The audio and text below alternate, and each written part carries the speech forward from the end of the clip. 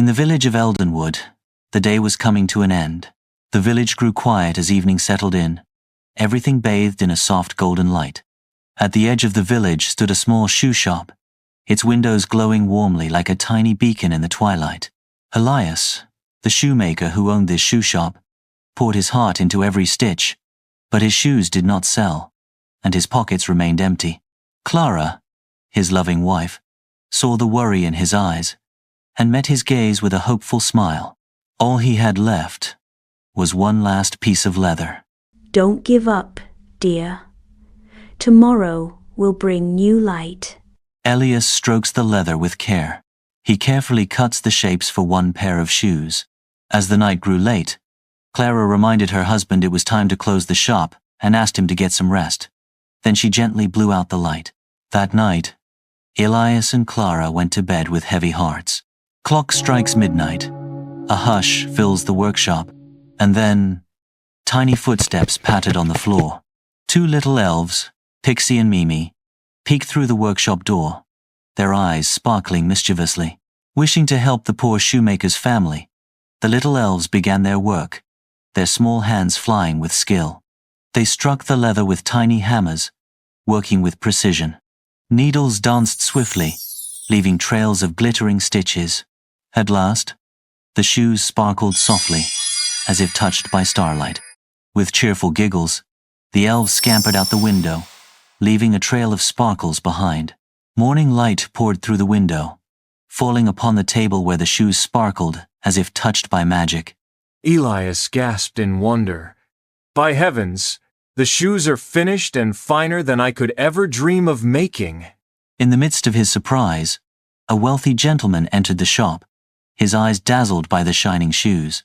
The gentleman offered a generous price for the shoes and struck a deal with Elias to send his work to markets far and wide.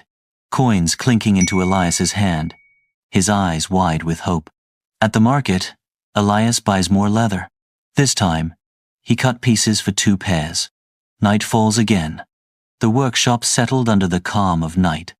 The elves appeared again and set to work with joy, their laughter tinkling like little bells. At dawn, 2 pairs of shoes gleamed upon the workbench. Elias beams as customers rush in. And so, day by day, his shop filled with life again.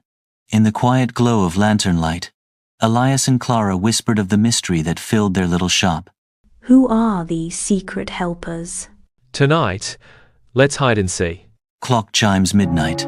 Silence falls. Late that night, the little elves appeared in the shop, their laughter soft as bells. Peeking from behind the curtain, Elias and Clara watched in secret. In astonished silence, their eyes met, both filled with awe at the sight of the little elves.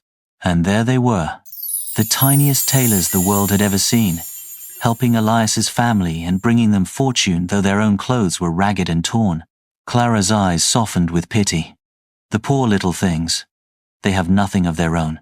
Once the shoes were finished, the elves scampered away, their laughter echoing softly. That night, Elias and Clara spoke softly, planning a gift to thank their secret helpers. Clara carried the fabric gently, her heart overflowing with love. She sews tiny shirts, trousers, and warm coats. Every stitch was made with patience and love as she crafted the little clothes. Elias worked with care and love, shaping the finest pair of tiny shoes for the elves. That Christmas Eve, they set the little gifts neatly on the workbench, each wrapped with care and gratitude. At midnight, the elves slipped in quietly, expecting to find leather waiting. But to their surprise, they saw gifts. When they saw the little garments, the elves gasped with joy, their tiny hands eagerly touching the soft fabric in wonder. Dressed in their new clothes, the elves twirled and danced upon the bench, overflowing with happiness. Elves started singing in happiness. Now we are dressed so neat and fine. No more work. The world is mine. Elias and his wife smiled through happy tears, watching their friends depart. Though the elves never returned, Elias and his wife were no longer poor. Customers loved the quality of their shoes, and their business grew. But more than riches, their hearts were full of gratitude, for kindness given his kindness multiplied. A reminder that even the smallest act of kindness can bring the greatest blessings.